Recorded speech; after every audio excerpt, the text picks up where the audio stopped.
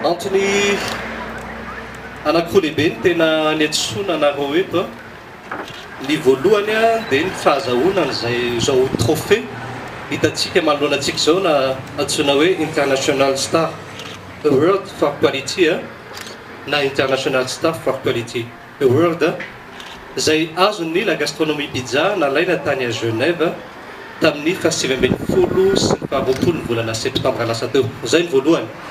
Dia ny faharoa mba te hizary zahay ho amin'ny mpanjifanay izay malagasy amin'ny ankapobeny hoe inona moa zany ny cap na ny tanjona na ny projet la gastronomie pizza ao anatin'ny telo taona ho avy. Ro antony anankoroa zany no tepoka ny antsoina anareo dia mbola manamafy ny fisaorana anareo tonga aty amin'ny point de vente laitier bypass anatrika zao conférence de presse ao. Mais lohany tena iresana mikasika ny trophée io tsara ihany mba mampafantatra hoe tamin'ny taona valo sy roa arivo dia efa nahazo trophée anankiray la gastronomie pizza. Trophée du jeune entrepreneur na TJE 2008 izay nomen'ny banque anankiray teto à Madagasikara dia ny banque BNI Cell tamin'izany fotoana izany. Tsy dia tena nisy démarche lava be nataon'ny banque BNI tamin'izany fotoana izany, mais lohany nanomezany anay an'izay trophée du jeune entrepreneur zay. Mitovy tanteraka amin'ity trophée anankiray ity, tsy dia tena nisy démarche lava be nataondry zareo, mais lohany nanomezany anay an'io trophée io. Ity trophée ity dia orinasa espagnol anankiray no nanome azy, antsoina hoe BID na halavany amin'ny hoe business initiative directions. Zay zany ny orinasa nanome anay an'ity trophée ity. Io orinasa io dia tamin'ny telo amby fitopolo sy sivinjato sy arivo nefa nisy GPAN no anarany tamin'izany fotoana izany fa niova BID izy tamin'ny taona enina valopolo sy sivinjato sy arivo, zany hoe sivy ambin'ny folo taona lasa zay. Ny tena ataon'io société io dia mijery izy orinasa any amina firenena anankiray izay orinasa manana développement. Firenena mihoatra ny enina ambin'ny folo amby zato amin'ny ankapobeny mijereny isa-taona dia isafidianana na amin'ny teny frantsay hoe isélectionneny orinasa ray na roa ao amin'ilay firenena ka hitany fa nitondra fandrosoana sady nandroso ilay orinasa no nisy impact économique, social, environnemental ao amin'ilay firenena. Tao anatin'izay sivy ambin'ny folo taona izay farafahakeliny zareo indroa no manome trophée ohatr'izao isa-taona. Ary rehefa manome izy dia orinasa eo anelanelany 50 hatramin'ny 70 eo no omeny isaky ny manome izy, zany hoe raha 50 zany ray mandeha dia orinasa 100 izy zany ao anatin'ny herintaona. Tao anatin'izay sivy ambin'ny folo taona nisin'izay rehefa manao calcul tsotsotra tsika dia mihoatra any amin'ny 850 ny orinasa na ny entreprise efa nahazo an'izao trophée zao maneran-tany. Tamin'ity taona 5 sy 4 arivo ity 5 ny orinasa izay nomeny zareo an'ilay trophée. Nisy taty amin'ny tany afrikana, pays africain, misy any amin'ny tany européenne, misy any tany Amerika, misy tany Asie. Feno orinasa zany afaka mahazo an'izao trophée zao ny eto amin'izao tontolo zao.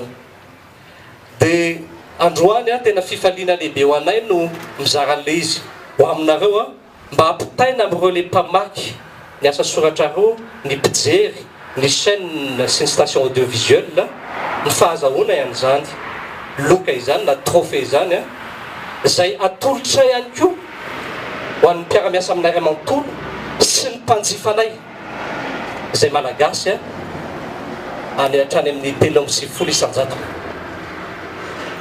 Noho ny fahazahoana n'ity trophée ity dia tsara mba fantatrareo fa raha tamin'ny 20 septembre nanolorana azy dia efa olona marobe niona taminay na tany Genève izay toerana nanolorana azy natao Paris, izay toerana nandalovanay mialohany nodinay taty Madagasikara ao anatin'ireo ny banque izay vonona hiaccompagner anay amin'ireo izay projet ataonay ao anatin'ny telo taona ho avy.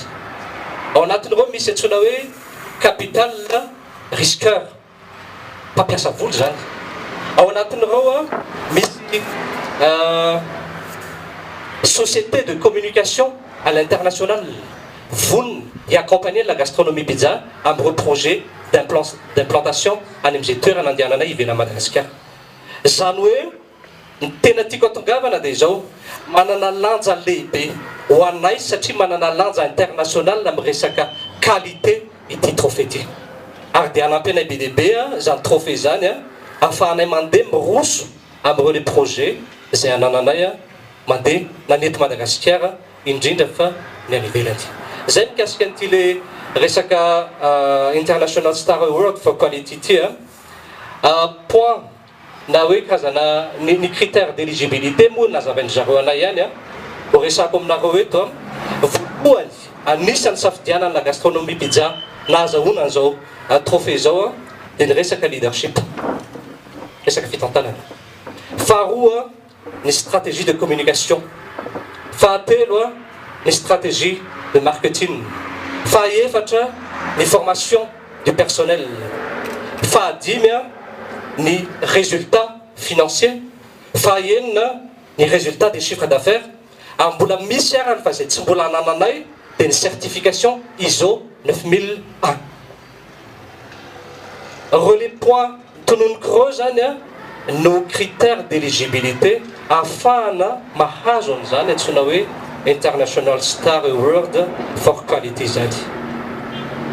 Tsy vitany hoe rehefa mandray an'ity trophée ity zay dia mijanona fa izany société zany zay spécialisé amin'ny resaka management de qualité et qualité de management dia vonona hiaccompagner anay ihany koa ao anatin'ny projet anay.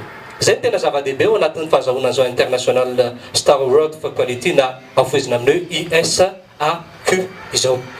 Raha misy fanontaniana moa nareo efa aveo dia afaka mametraka ilay fanontaniana fa mbola mamerina fisaorana zay ny orinasa zay nanome anay an'izy io mbola manatitra ny fisaorana ihany koa ny mpiara-miasa aminay satria rehefa manontany anay ny mpanao gazety hoe inona ny force de vente, inona ny mahatonga le succès dia tsy afaka ao ambavanay ny resaka ressources humaines na tianay na tsy tianay reo mpiara-miasa aminay reo dia force ho anay.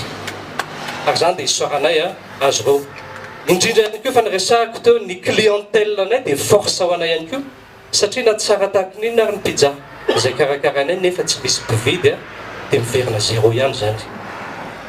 Dia ny fahatelo farany moa ianareo azo lazaina hoe troisième, quatrième force eto amin'ny firenena ny amin'ny asanareo dia isorana be dehibe anareo ihany koa mampita an'izay izay iverina hoe message tianay ampitaina amin'ny Malagasy ray manontolo indrindra fa amin'ireo le mpanjifany la gastronomie pizza.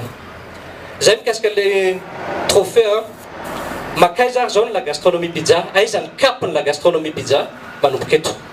Amin'izao fotoana izao tsara ny mampafantatra anareo fa ity toerana misy antsika ity no point de vente fa 580 ny orinasa la gastronomie pizza. Mpiasa 570 senjato no mampiodina azy hatramin'izao eto Madagasikara ihany misy azy taorinan'ilay azoko lazaina hoe cas d'école tany Maurice fa ao anatin'ny telo taona ho avy ny fanirinay dia hanao création na point de vente 580 hafa eto Madagasikara.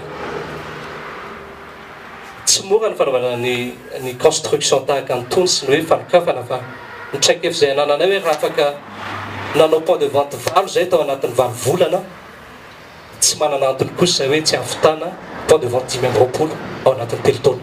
Tsotra be les principes. Faharoa ametraka izahay ao anatin'ny fotoana folo antsoina hoe centrale d'achat.